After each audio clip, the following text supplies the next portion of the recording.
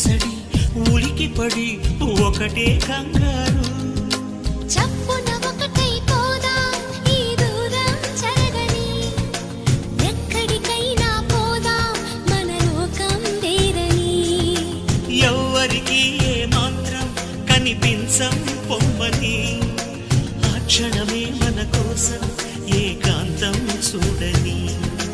చిటికే వేసి పిలిచే ప్రేమ మనతో చేరగా, మనలో చేరి కరిగే ప్రేమ